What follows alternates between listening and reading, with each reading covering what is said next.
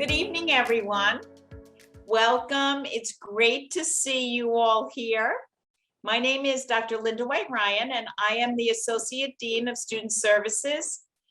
And it is my distinct honor to introduce this program for my colleague and friend, Nancy Wackstein, who many of you know. And Nancy has graciously agreed to do this discussion. She will present to you, and then we will have a Q&A so that we can get all of your questions, or as many as possible, answered. The program tonight, as you know, will be from 6 to 7:15. So I'm going to start and introduce Nancy and just tell you a little bit about her. Nancy Wackstein was the Director of Community Engagement and Partnerships at Fordham University Graduate School of Social Service from February 2016 to July 2021. How lucky were we, and many of you as well, following a really long career that Nancy had in the New York City nonprofit sector. Well, that just means that I'm old, Linda, really long career. Well, okay. Along with her duties as a director, she also acted as the advisor for GSS Student Congress. And she is dearly missed in Student Congress and by all of us. We were just discussing it. And currently supervises, she still supervises because we won't let her go. See, I keep drawing her back in, but she currently supervises students doing macro placements, macro practice placements in the New York City Mayor's office. From 2002 to 2015, Nancy served as the executive director of the United Neighborhood Houses of New York, the federation of New York City's 38 settlement houses and community centers. Prior to working at United Neighborhood Houses, she was the executive director of Lenox Hill Neighborhood House, a Manhattan settlement house. She was there for 11 years. She stays a while when she goes places. Additionally, Nancy served as the director of the New York City Mayor's Office on Homelessness and single residential occupancy housing from 1990 through 1991 under Mayor David N. Dinkins, and was the senior policy advisor for human services in Manhattan Borough President's Office from 1986 to 1989. Over the course of her extremely impressive career, Nancy has also served on many nonprofit boards and New York City government task forces and commissions, still does.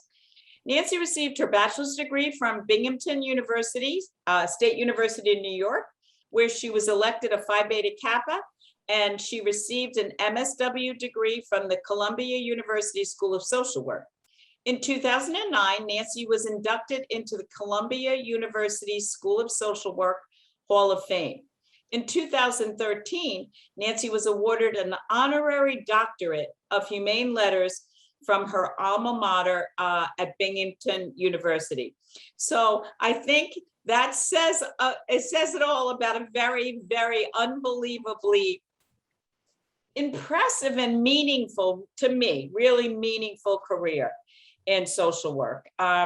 So just before I turn it over to Nancy, just a few things. I wanted everyone to know that this session is being recorded, okay, because we want to make it available to all students who may not be able to make it tonight.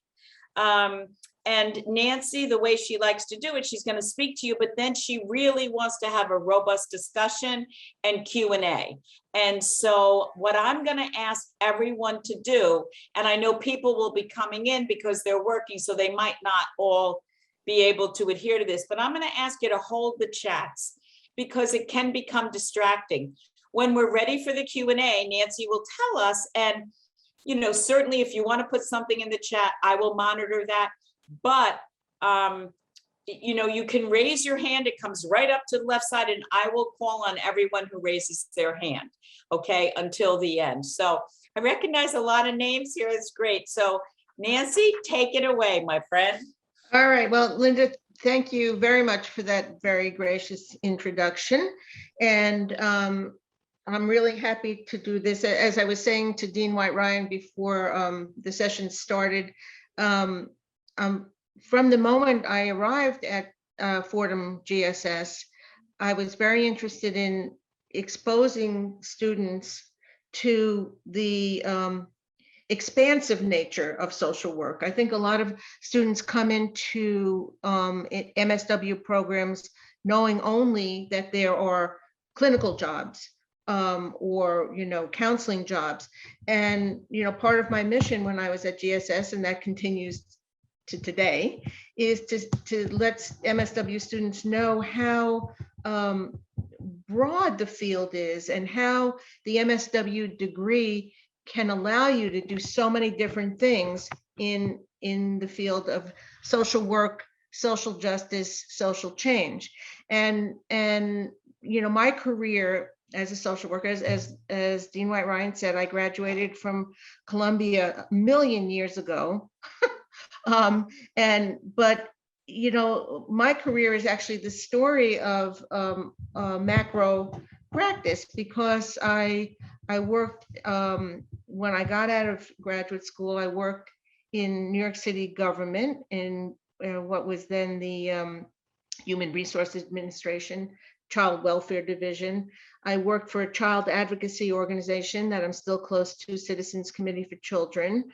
I worked as a government policy person, or as I was just telling to my students, one of the students today, I started out as a special assistant and not so special assistant when I was very young, and then worked for an advocacy organization based on what I had learned from my government experience. And then I worked for an elected official, Manhattan Borough President and then Mayor David Dinkins, and who, by the way, whose memorial service I just attended about 10 days ago, and because he died about a year ago. Wonderful man. And and then I never expected to run a nonprofit organization, but when I left the mayor's office, I had spoken to many colleagues I knew from my work on homelessness, and one of them, also a great man, was the head of Henry Street Settlement, a man named Danny Cronenfeld, who also died a couple years ago.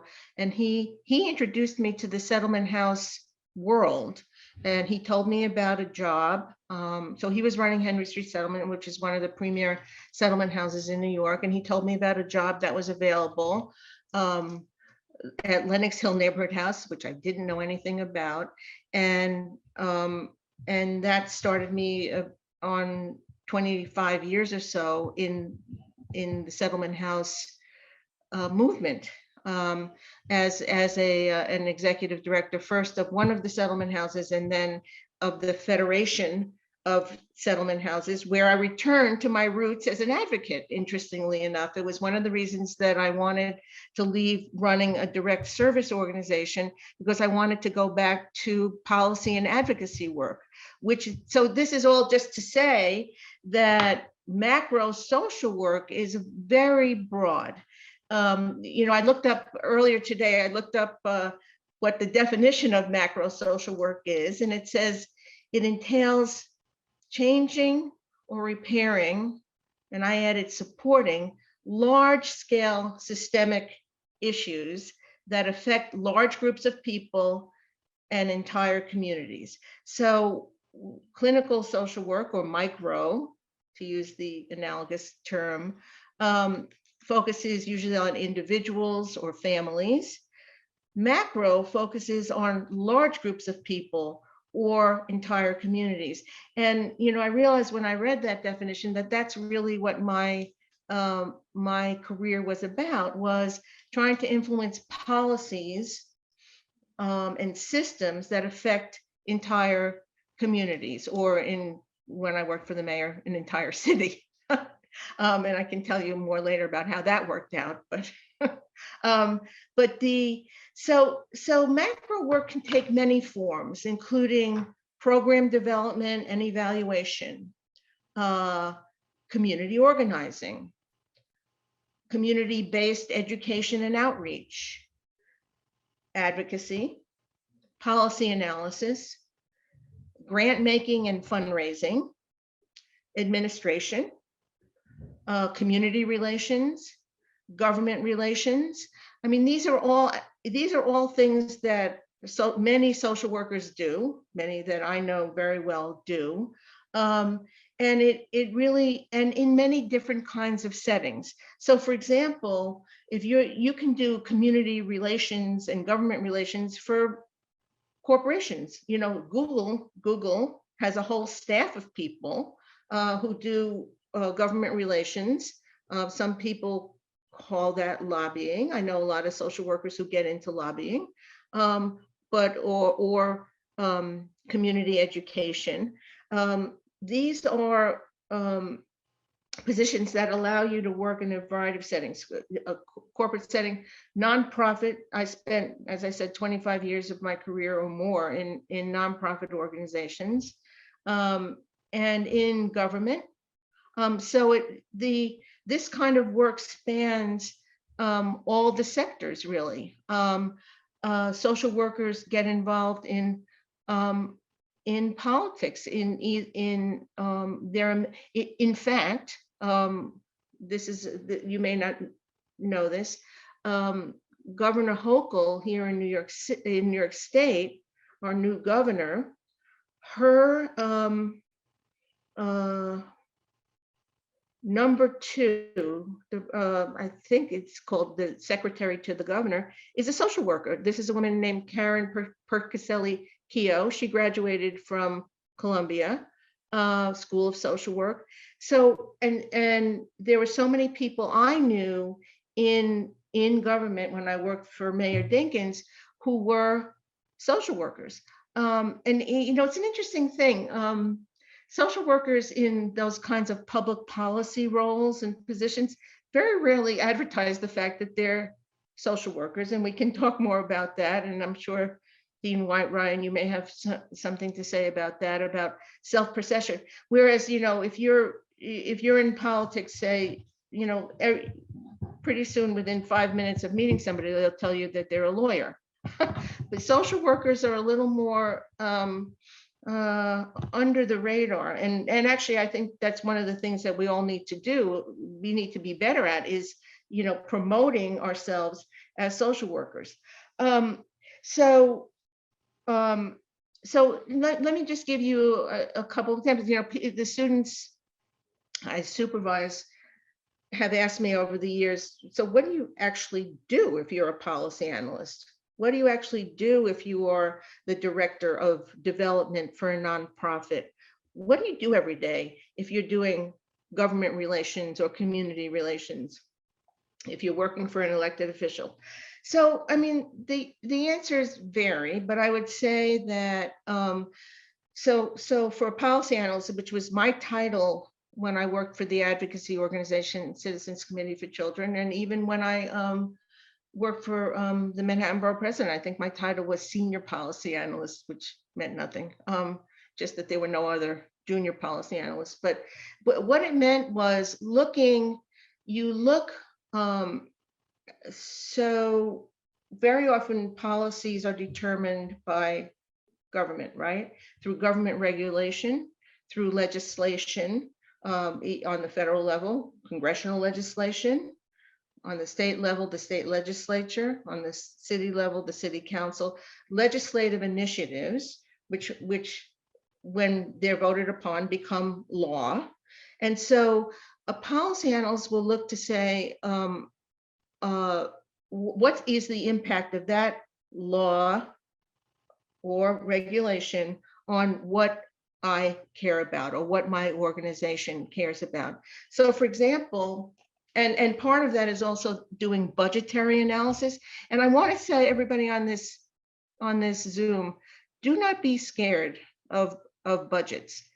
In fact, understanding how things are funded is a real key part of being a macro social worker, because funding pretty much determines what you can and cannot do as a government, as an organization.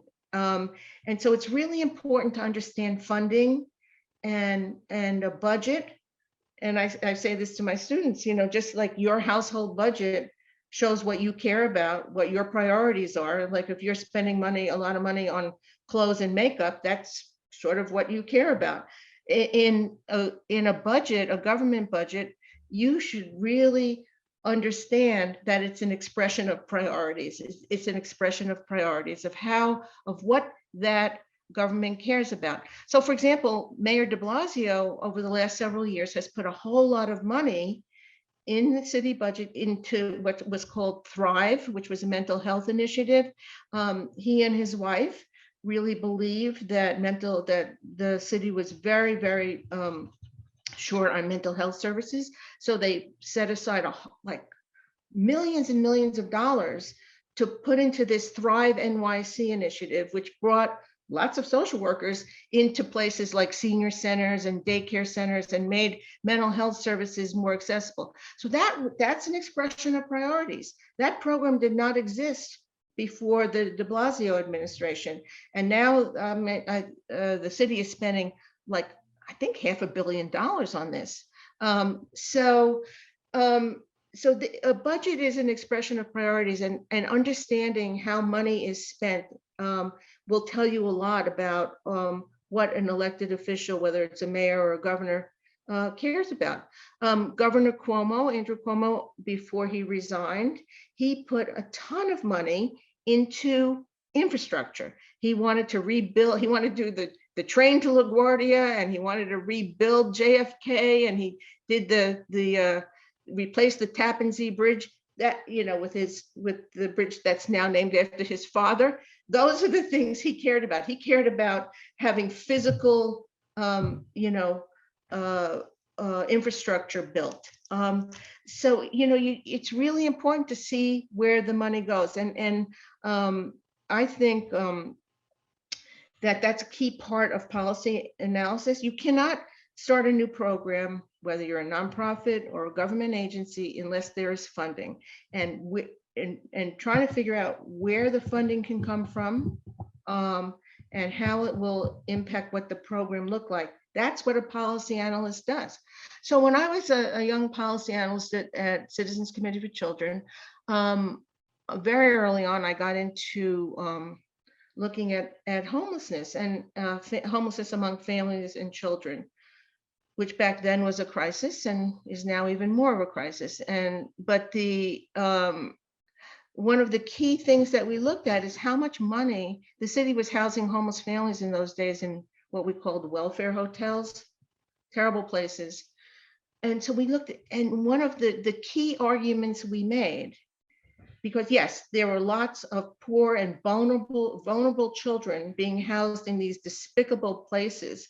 But one of the most important arguments we made as an advocacy group, and this is something I worked a lot on, was how much money the city was spending on these horrible welfare hotels that, with no cooking and rats and roaches running around everywhere. And for the policymakers in the city administration, the money argument was even more compelling than we're ruining children's lives argument. So when you're a policy analyst, you have to figure out what is going to be the winning argument, right? Who is your audience? Who are you speaking to? And what is going to be the winning argument? So you know what? It's not that much different than what social workers do with individuals. You really have to understand what motivates people and what will allow them to hear what you are saying. And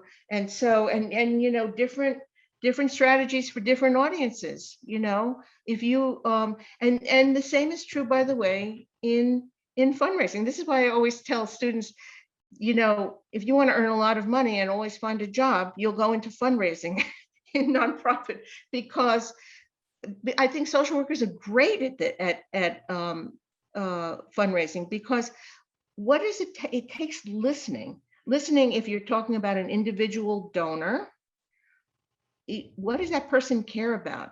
I remember, and when you are running a nonprofit, believe me, the things you think about all the time is raising money, because that's how you keep your people employed. That's how you can hire social workers. And so if you're talking to a wealthy person, I had this experience. My office at Lenox Hill Neighborhood House was on the same floor as the early childhood program. We had this wonderful early childhood program with all these 3 and 4-year-olds. And all it took for me to raise money was to get some donor to come visit and see these adorable children in their beautiful classrooms, with these wonderful teachers.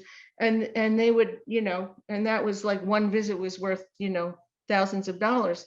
And I think similarly with donors, you want to be able to understand what they care about. And then, so if somebody was interested in early childhood education, I was not going to be pitching them, oh, please support our senior center just because we need it. You have to really listen, be an active listener to what people care about and create a relationship.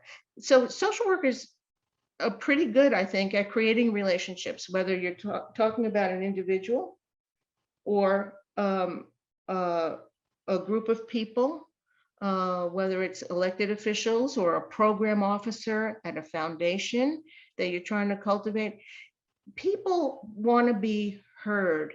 And I think we are trained to have a really good knowledge of reading people, reading their body language and reading, their facial expressions and things. And that's really important in macro work too. If you're going to meet with somebody in the governor's office or somebody in the mayor's office, you need to step back, listen to what they have to say before you, in the same way that you're dealing with individual clients in a therapy, what would you call it, Linda? A counseling relationship or a case management relationship. It's the same thing whether these people are are elected officials or if these folks are donors. It's the same skill set, I have to say. I think another thing that is really important, I would say, and you may not like hearing this, maybe you didn't like hearing about how you have to understand budgeting and a little bit of finance, is also understanding, oh God, I just lost my thought, you guys, I'm sorry. Well, you have to be able to admit when you lose your thought. But I'll get back to that in a second. But writing. Okay, that's what it was. One of my students this year asked me, what skills allowed me to have a successful career, and I would say writing certainly helped. Being a good writer, especially at the beginning of my career when I was writing all these reports about children in welfare hotels and things like that. I mean, that's sort of what got me started. And then, as an advocate, writing testimony, if you're appearing before the city council or the state legislature, you have to write testimony. So and then writing memos for, describing a policy issue. So for me, being able to write and being able to write succinctly, what I learned early in my career is elected officials and busy people don't read anything more than a page. And so learning how to write very, very succinctly and get your points across in a very, that's why even today I use a lot of bullet points, because I know that that's what people will read and that's it, And so that for me was the fact that I'm a product of the New York City public schools, and I learned how to write in elementary school, really helped my career, because there's not a single thing I did, whether it was as an administrator, whether it was doing advocacy, whether it was doing program development, where writing didn't help.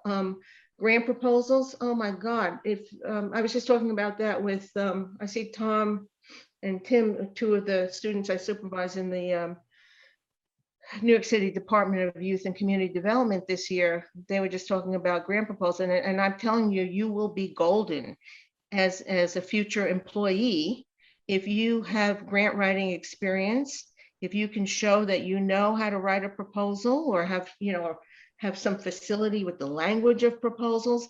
That is a really important skill, because whether or not you are an executive director or whether or not you are a supervisor in a case management program, you will be called upon to help write a proposal. I guarantee you that, whether it's for government funding or private funding. It's the way in the United States of America social services run. You have to raise money. We may not like it, and maybe there's a better system somewhere else. There probably is. But in our time and in our country, you have to be able to raise money. And one of the ways you do that is by writing proposals to foundations, to government. And so having that kind of knowledge, getting comfortable with that, is a really important skill in macro social work. And again, even though when I was an executive director, I wasn't writing the proposals myself, I would review all the proposals that went out of our organization. And, you have to have a sense of, again, writing for your audience in the same way that you're speaking for your audience, you're writing for your audience. And that's, so I would say that before you graduate, if you can take a fundraising class or a grant writing class, that's a really good preparation for life as a macro social worker. I just want to say one of the most successful social workers I know is somebody I went to Columbia with, who was for many years, she just retired from that job, the director of fundraising for Lincoln Center for the Performing Arts. And she is a social worker. And she, it was a huge job. And she did it really well for many years, made a lot of money. And I think the basis of her success was this creating relationships with their board members and with their donors. When you're raising money in a nonprofit, your board members are very key. So establishing and cultivating relationships with board members and donors ongoingly. I can tell you, when I was running nonprofits, you didn't just get a grant from a foundation. You stayed in touch with the program officer of that foundation all year round, so that when you went back the next year to ask for a grant, they weren't saying, well, who's Nancy Wackstein or who's UNH, because you would cultivate that relationship. I would send people articles, like if I knew that they were interested in, what was happening in home care or something for older adults, I would send them over the course of a year an article. I mean, back in the day, I would cut an article out of the paper and mail it, but now you can just obviously email it. And so to make sure that you maintain that relationship, that's what people, I mean, this from your personal lives, that's what people care about. That you don't want somebody using you just because you have money. You want them to be cared about. People want to be cared about. So that's why I think social workers are really great fundraisers, because they get that. So what else can I say? As I said, I want to leave a lot of time for questions. Let me just say one thing about program development. So program development, Linda, there's a course at GSS on program development, right?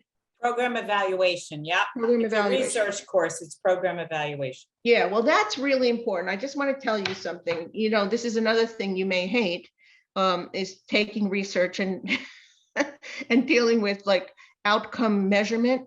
There's no more important thing in trend in nonprofit social services right now, or mental health, or any setting really where you'll be working, then being able to document your outcomes.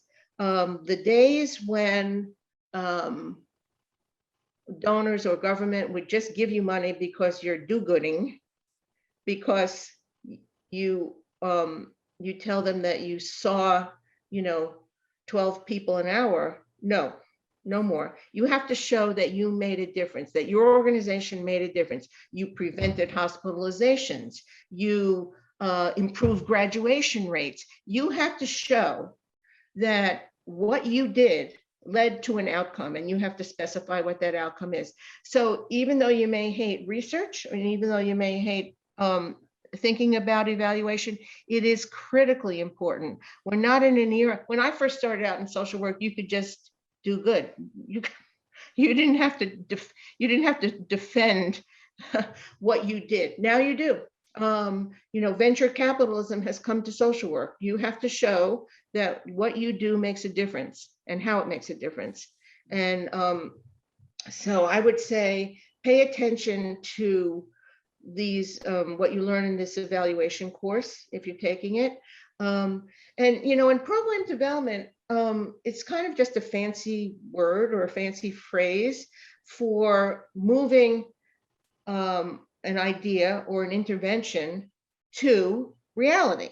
And so program development, and many nonprofit organizations actually have a person who does program development working with the program people. So let's say you're trying to expand, let's say you have a social adult day program for older people who are frail, and you want to expand it to older people who also have mental frailties as well as physical frailties, and you want to raise some more money so that you can hire a couple of additional social workers, hopefully, to work with people with mental illnesses.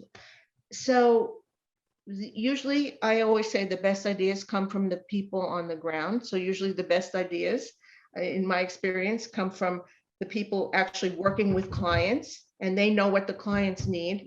I was sitting up in my big office somewhere. I didn't know what was happening in the social adult day program. I didn't know what kinds of people we were seeing. It was the social workers or the line staff. And if you're working for a good organization, that information trickles up, and they will say, well, we're seeing, a 25% increase in people with mental illness who need treatment. So that information comes to you or comes to the administration of the organization as a need.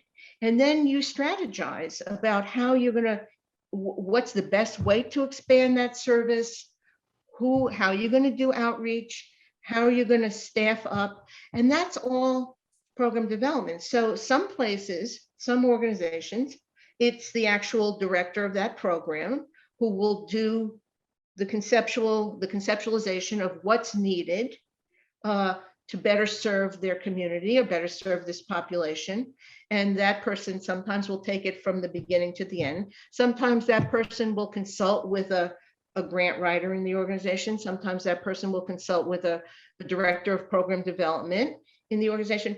But the best programs, I think, emerge from the experience of frontline people who see actual clients. So, in a way, macro and micro social workers is an artificial distinction, I think, because if you're a good macro practitioner, you're working every day with people who are on the ground, seeing clients, seeing patients, whatever it is, and you're using that information to expand, to enrich, to do better social work.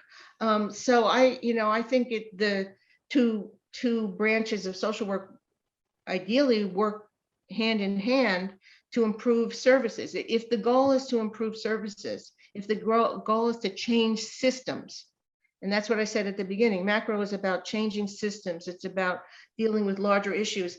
I think the best informed efforts in that come from the ground.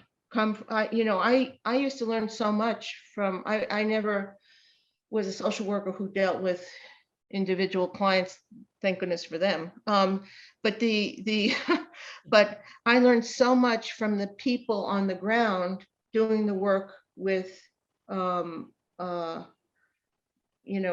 with actual participants or clients. And I think when I've seen agencies go awry, when I've seen them lose their way, it's because they lose that connection to the actual line work.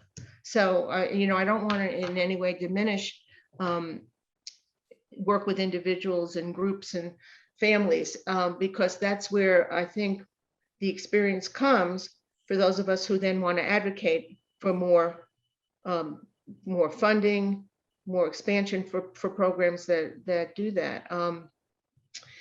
So let's see, what else? Maybe I should stop here, and I'm certainly happy to expand on any of this and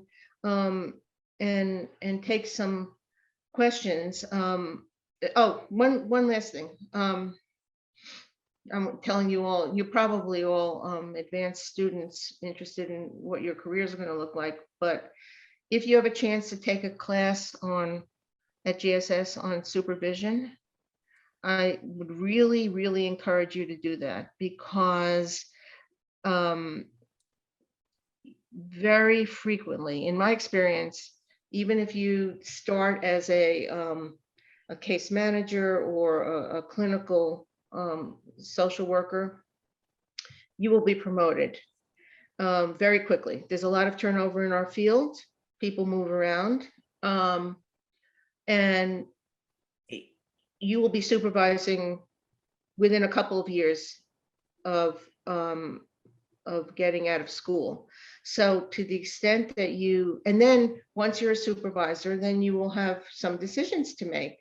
You could stay doing that and be close to the individual work, or in many cases, managers and leaders of organizations can come up through the ranks, and this starts with being a supervisor, and then a department director, and then a division director, and then you rise up in the organization. But it starts with supervising and understanding what the best approaches are to supervision, because that's what you'll end up doing for a lot of your career if you stay in agency work, or you'll end up like poor old Dr. White Ryan as associate dean. You do, and for those of you, and I'll say one more thing. I keep saying that. Having a career as a social worker does not consign you to a life of poverty. You can earn a very decent living staying in social work. You most typically will have to become a manager in order, and that's how you earn more money. But it's not as bad as it used to be. I mean, people used to say, well, I'll never be able to buy a car, I'll never be able to afford a mortgage or whatever it is. And that's not true. I mean, I think there's been a recognition in the last several years that social workers are valuable employees. I think we have to talk ourselves up a hell of a lot more than we do, frankly.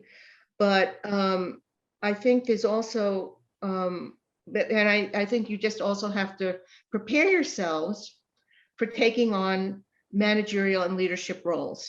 And if there's one message that I would want to leave you with, it's you can do it. There are social workers who are leading organizations. There have been for years, and I want all of you to think of yourselves as future leaders. And again, you often have to start by becoming a supervisor, and then taking on more administrative and managerial responsibilities, because that's what they pay you for. That's what they really pay you for. Is supervising employees, the worst job ever, but that's what you get paid for. All right, no more from me.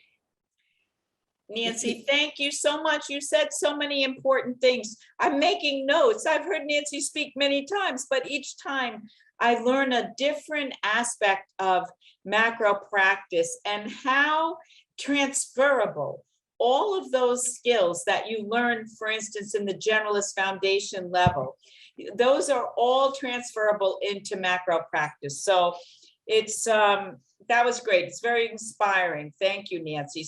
You know, one other thing I want to say is that that you know, people always say to me, well, you know, I'm just getting out of graduate school. I don't have experience. One of the things that's, if you want to get into this macro work, and if you want to be seen as somebody who is involved in your community, I'm sure many of you volunteer at your church or your synagogue. I'm sure many of you have opportunities to get involved with, you know, your block association or your tenant association, you know, and that looks very good, by the way, on your resume. You know, if I'm looking at somebody to hire, and who says that they are committed to community change or community activism or social justice, I would like to see on your resume some evidence, even if you're just out of school, that you have an interest in community issues. Maybe you volunteered on somebody's campaign. Maybe you volunteered for your block association or your church's social justice committee or whatever. That's what I used to look for when I hired people,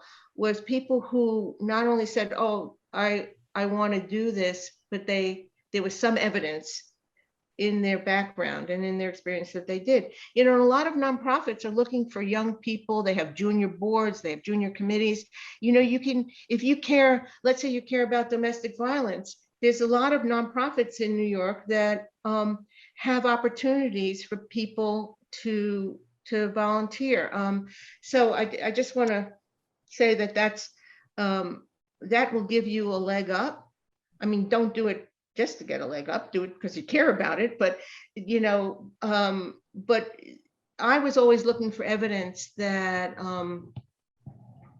that somebody walked the talk, you know, and there's lots of opportunities to get involved, that's for sure. So anyway, sorry.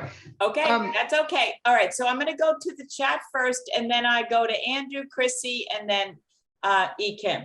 So this is from Michelle Logan, and she said, thank you, Ms. Wackstein. I am in the process of creating affordable homes for domestic violence and interpersonal violence survivors, being trained by the Westchester County Launch 1000 program, and I've just received my EIN. Next step is filling out the paperwork to become incorporated.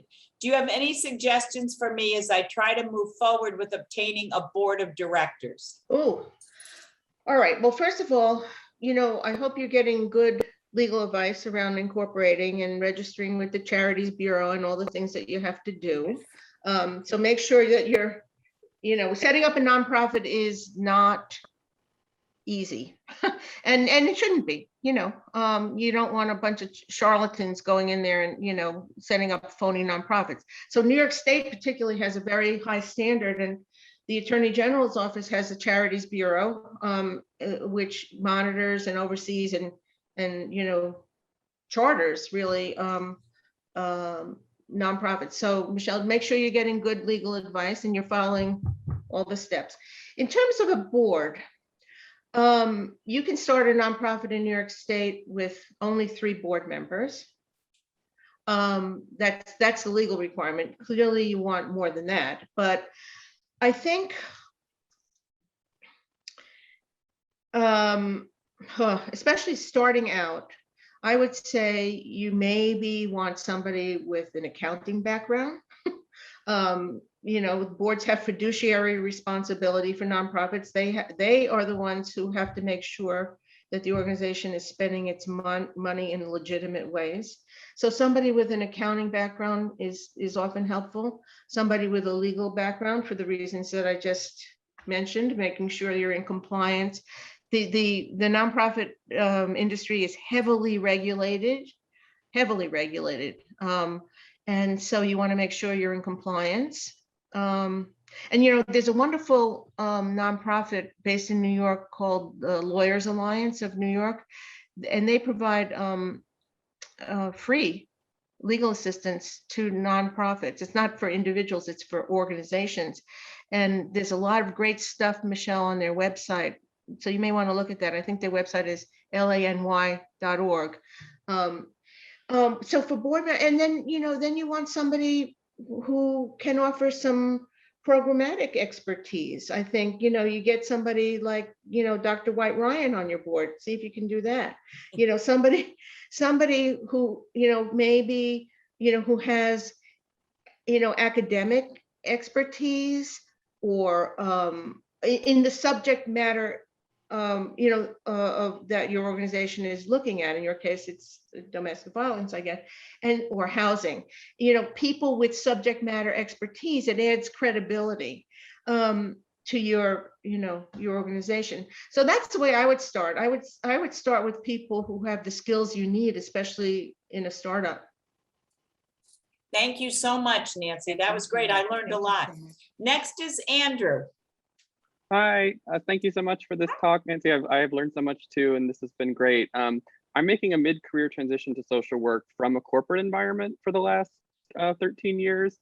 And so I was interested to hear you talk about social workers in roles like at Google as a government liaison or at the Lincoln Center as a fundraiser. Yeah. I'm curious to hear how, if you have seen tensions with like squaring the social work code of ethics going into a corporate environment, if corporations are happy to see someone coming in who says, I'm guided by this, code of ethics, which means I'm going to be prioritizing, marginalized populations over profit-driven, things. Like, does that come up, or are they happy to have people with that mindset? Andrew, I personally have never worked in a for-profit environment, but I know a lot of people who have. I mean, I think there are, look, any organization that's going to ask you to violate the code of ethics or your personal integrity, I don't think you want to be part of. But I think, I think there are corporate settings that are really interested in. So for example, a lot of corporations, as you probably all know, have foundations. They have their corporate foundations and their own philanthropy, and they're very interested in targeting marginalized populations. And I know a lot of social workers who work in corporate philanthropy. That's what it's, or corporate social responsibility. That's the sort of shorthand, CSR, corporate social responsibility. And they're looking for that kind of sensibility and that kind of insight in those kinds of jobs. Maybe not so much in the lobbying division, but I think there's room in most corporate settings to be a social worker with integrity. It's funny, my friend who was the fundraiser for Lincoln Center, I don't know if you guys know who the Koch brothers are.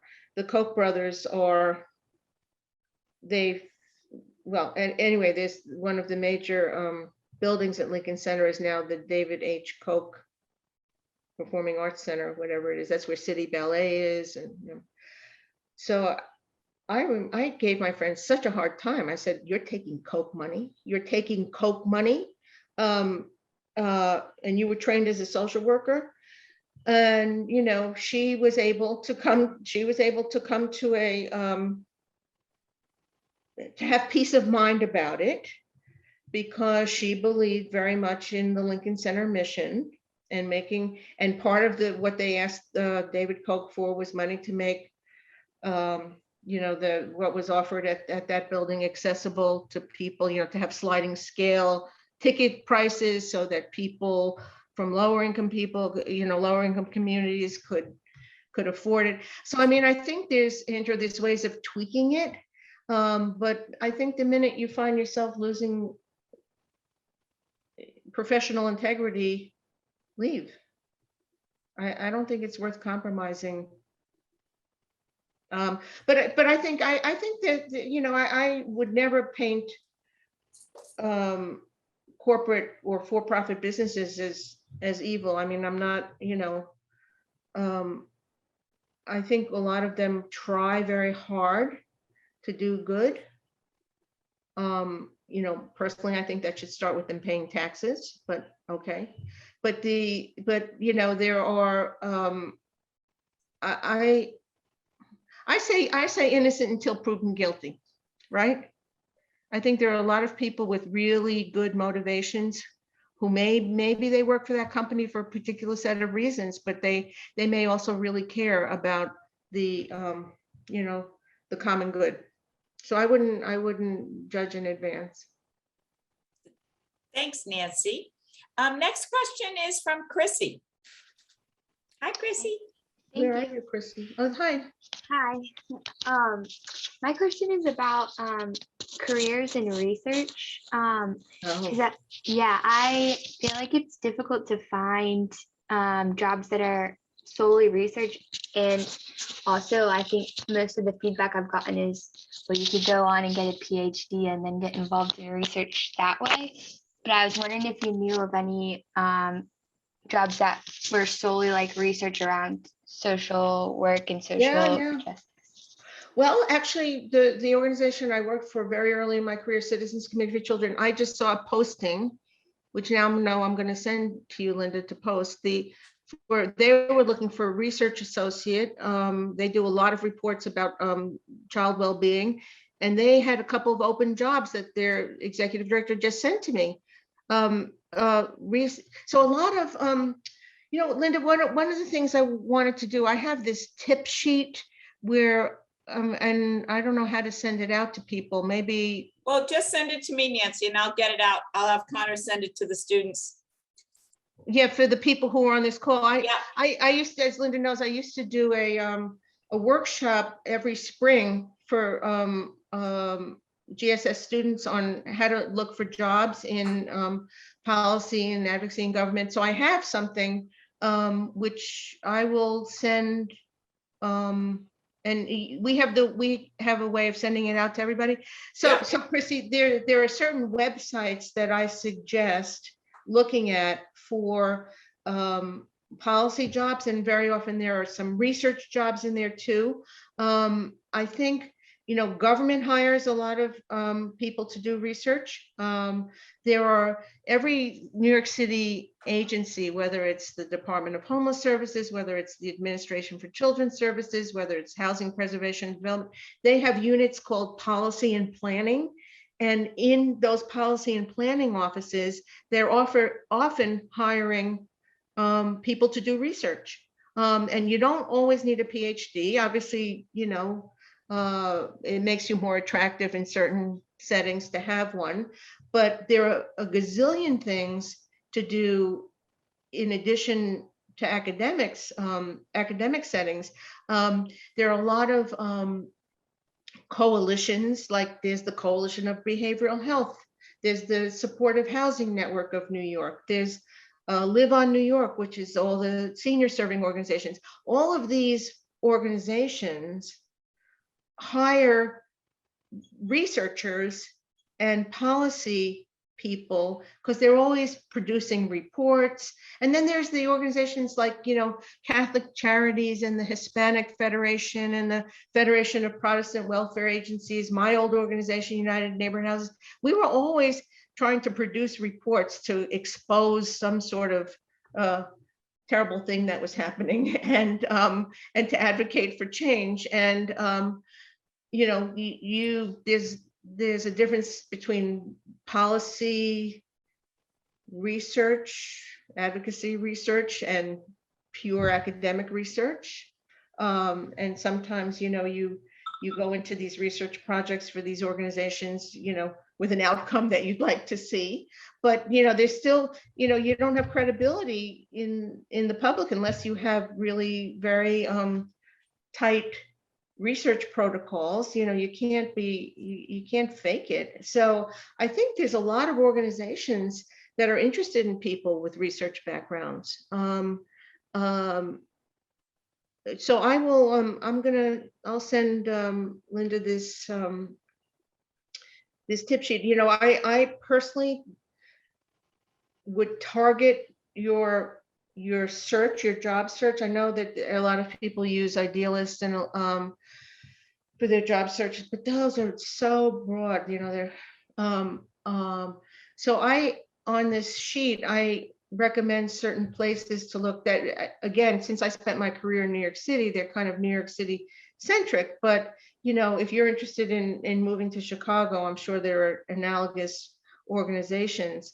There are United Ways. I mean, United Ways, they hire research people because they're always trying to do surveys and things like that. I mean, there's so many I don't want to call them trade associations, but professional associations that do advocacy and policy work, and they're always looking for researchers.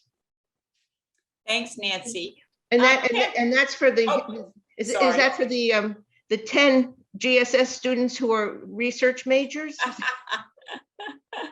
Thanks, Nancy. Kim, you're next. Okay, hi. Thank you so much for this talk. I really appreciate it. I've learned so much from listening to you. And I don't know where she is. Oh, okay, there. So I also having a career change. I'm 55, and so I'm just starting a master's in social work. I was an ESL teacher and started my own business for international student services. My hope was to start working with immigrants, the immigrant population. But I have a son in college and I need to be practical. So I kind of held back on starting it because of the fear that you hear people say well, I was told that I would have to start at entry level. So entry level, should I expect that when I go out job hunting that at 55, I'm going to be doing an entry level job? You know what, Kim, it sort of depends what you go. I mean, if you wanted to do clinical work, maybe, because your ESL teaching experience and your business experience might not be seen as relevant. Maybe somebody else might be able to answer that question better than I. But I think if you can, I don't know, when you started your own business, I mean, if you started your own business, that to me shows, you're entrepreneurial and, you show initiative and, maybe if you wanted to go into things like, program development or something like that, I would think that maybe that it's transferable. Somebody has to take a leap. Somebody who's hiring would have to take a leap and look carefully at your background and say, okay, she's actually not entry level because she had all these years of experience doing, I mean, being a teacher is not unrelated. And, I don't know what kind of business you started, but I think it sometimes takes a leap for people to see beyond the fact that, you graduate, that you don't have social work experience. So I think when you do your resume, when it comes to that, when you're looking for a job, you'll have to pull out the skills that, you used as an ESOL teacher, the skills you used in your business and, put them kind of in a social work framework, Okay. So I don't know, I think you just have to get somebody who's going to be able to see beyond the fact that you graduated and don't have social work experience. Okay. And you know what? I just want to jump in there, Nancy. I want to make sure I get through all the questions. Yeah, but also I want to say, Kim, your field internships, that will be, I think, could be persuasive. I mean, so if you decide that you want to do, say, a macro field internship, like I say this to my students all the time right now, I said, having government internship on your resume is a real plus for nonprofits. Nonprofits rely heavily on government. So having that on your resume as a field placement is good. Even if you decide you'd never want to be near government again. But so I think, when you have your field placement, that'll say something also. Okay, thank you so much. Thanks, Nancy. And next is Christina. Hi, How are you, thank you. Christina? Oh, hi, Christina. Hi, Nancy. Thank you, Dr. White Ryan. I think you might have actually just answered my question. I am on the brink of going into my first field placement, well, my only field placement. And I have been in touch with an organization which does macro work for the most part. But I also have, I know that there's another local organization that's already affiliated with Fordham, which is like a Department of Social Services for my county. And I think that the county would be more of a micro placement, but I did come to Fordham specifically with a goal of going into macro social work, whether it be policy or organizational policy, government work. I am very much stuck between whether I will pursue an LCSW. I don't know if that's going to be like a waste of an effort if my ultimate goal is policy work, because part of me feels like that micro piece is so important, like you mentioned earlier, to inform. But primarily, so that's one part, but then the second part is, am I better off doing a macro placement or going into like leveraging the government relationship that might be provided at a Department of Social Services, even though it might not be in the macro sector? And I think you just answered that, if I'm not mistaken, unless this changes anything. Christine, are Yeah, you I mean, generalist? Yeah, are you? I just want to clarify. I'm generalist, yeah. So you're going to do a broad-based placement and then choose in your specialist year. I see. Sorry, Yeah, Nancy, go ahead. I mean, you Yeah. know what? So you'll have, Christina, you'll have 2 placements overall? No, I will Just only one. have one. Oh, Because of COVID, our structure has changed. So I will be going into one location. And what they're doing now is that I will have one location where I will start out in generalist year with limited responsibilities and working with a supervisor and working with maybe individuals or groups. And then that will be one term, because right now we're doing a fieldwork seminar, which is online as a replacement for the first term. oh, yeah, So yeah. for terms 5 and 6, I will be then elevating my level of responsibility. And that is intended to be kind of directing you more towards your focus. So I'm kind of like, I originally was anticipating having like a generic first placement somewhere where I would hone some micro skills and then move up into somewhere where I can go into a macro area. Yeah. But right now I sort of have to find a one size fits all placement to make sure that I can get the experience I want, but also the skill, do this right. I mean, I don't want to graduate without having a decent amount of clinical hours and clinical supervision, because that's important to me too. Oh, Linda, what would you say on that I one? would say, are you in the online program or? Yes, I Yeah. am. So, And I'm a career change as well. So to get to the previous question, I did take all of my prior career experience and completely rephrased it on my resume to only discuss the social work skills that I utilized, whether officially or unofficially, in each of those jobs. And trust me, there was a lot of them. Yeah, I was well, in sales. maybe you two should be in touch. yeah, I was going to say, why don't you get in touch with me? I think there's pros and cons to everything, but I think there's a way, even with a 3-semester placement, to do it all, to gain those clinical skills and eventually do macro practice. There's no harm in having an LCSW, especially at the agency level when you're supervising other people, depending on if you're working in mental health. If you want to do policy analysis, that's a different path. But you have a little time to get there. You have a little time. Melissa. Hi, Hi. I'm in my first semester of the online program, but in my life, I've been a major disability advocate. And what I've seen is, I don't even know if this is really a thing, as they say, but I'm interested in the mental health of the advocates, because doing this work, you can really get down. You can, and it's easy sometimes to give up. Melissa, I get it. I mean, I worked for 7 years on the issue of achieving pay parity for early childhood workers Oh, with Department of Education workers who had exactly the same credentials. 7 years I worked on that issue. And I couldn't believe it, that every year I was going to the steps of City Hall to have the same damn rally about how poorly paid these people were. And I said, Yeah. I can't do this anymore. I can't do it anymore. But then I did. And you know what saved me, Melissa? I had wonderful colleagues, and I worked in coalition.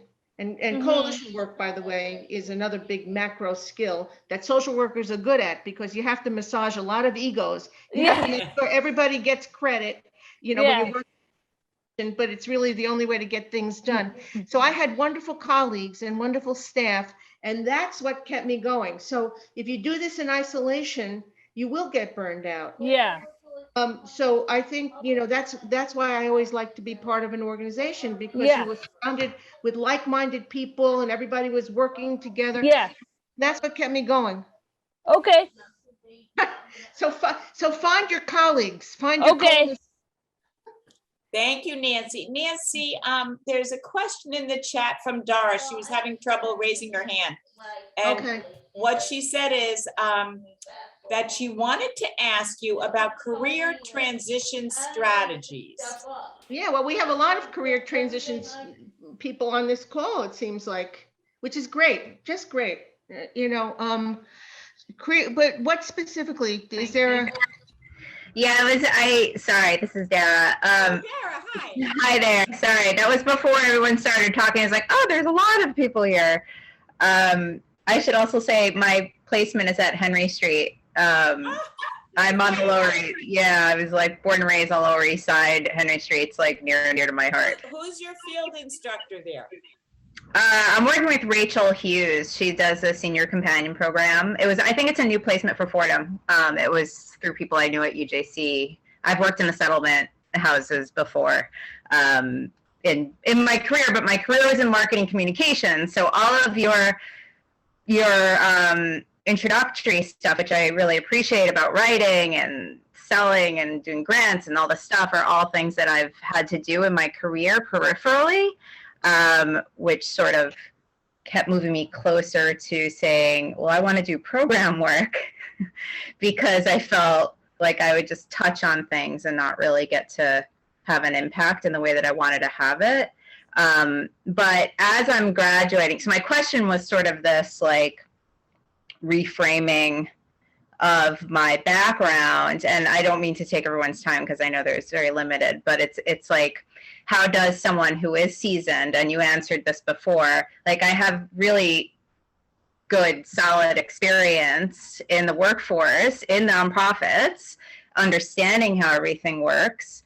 I've developed programs sort of, but it's never been as a program director. It's not been as and I've even been a deputy executive director of a nonprofit like back in the day, but then I got afraid of doing that. And I was like, I want to do PR, marketing, yada, yada, yada. So, how do and it's a challenge because it's like, I'm happy to do most work. I won't say everything because sometimes I'm like, this doesn't feel like a great use of my skill set. But how do you really leverage that and say, listen, I know I can come in and make things happen pretty quickly and also learn along the way, because you learn everything along the way. Like that's life. Wait, so let me just say, here's an example of a macro approach, which I'm going to give you right now. So four different people on this call are career changers or coming to social work later in life. So Dean White Ryan, I would say that one of the things you should do, that the schools should do in this series around careers, is have a special session for career changers or people who are trying to refashion how they approach jobs and using some of their prior experience and their skills. So that's what you do. You take some individual situations and you make it into a more systemic solution. So, right, Linda? That's macro. Yeah, no, I absolutely, next semester. And Because I if thank you really all of you for bringing it up. I will say that I'm a career changer. I'm a clinical nurse specialist, and I came into social work. But I have to tell you, I needed to, I don't want to say I started at the bottom, but I needed to gain those basic social work skills in my first job before I jumped into, being a director again. I was a nurse manager, I was all of that. But even though the skills are transferable, there's something really valuable. Number one, get licensed right away. But there's something, because the world has changed a lot since I came into social work. You didn't need to be, they didn't even have a license. But, since I came into social work, even I've been at Fordham 12 years, not in this position, but I've been at Fordham 12 years, and students could always get jobs without being licensed. Now it's really critical. Okay, the world is changing rapidly. But that year or two that I worked at, I entry level, I guess you would say, but learning to be a social worker out in the world after school was invaluable to me. I still cherish it to this day. And then when you become a manager or an administrator, it really helps you understand what they're going through. What they're going through. And, but I think, Linda, a couple other people have jumped into the chat also saying they're career changers. So maybe this is, and I actually could help pull somebody in who does search in the human services, who could probably help advise if we wanted to have, I'm out of GSS, but I'm still if we wanted to have something specifically for how to translate what you did in your earlier, iterations as a professional to marketing, for lack of a better word, marketing yourself as a social worker once you graduate. So maybe that's a really, that would be great. And we could do that next semester. I would love to do that. That would be great. And I think that even if you're not a career changer, those strategies are very, very helpful. Yeah. So absolutely. We'll do that for sure. So folks, that's an example of program development. You see a need, you try to create, if it's one person, that's something, but if it's 10 people, that's something else. And you do that on a program, you do that on an agency level too. If you have, 10 people coming in who are about to face eviction, then you're saying, okay, maybe we need a program that works with people to help them avoid eviction, right? So that's how program development happens. That's really a pretty good way to end, don't you think? We have a real-time example. We have a real-time example of program development. Yeah, that's right. Nancy, I can't thank you enough. First of all, you're always there for GSS, and I learned a lot, as I said earlier, and I really appreciate it. You've given your time and your expertise, your knowledge, and it's really so valuable. So I want to thank you so much, and I want to thank all of you. I know your schedules are beyond the beyond, and for you to all come here this evening, we really are so appreciative and so happy that you were here. So take care. And Linda, I'm going to send you that one pager, which maybe that'd be great, and I will get it out to people. And anything you need, please stay in touch. And thank you so much.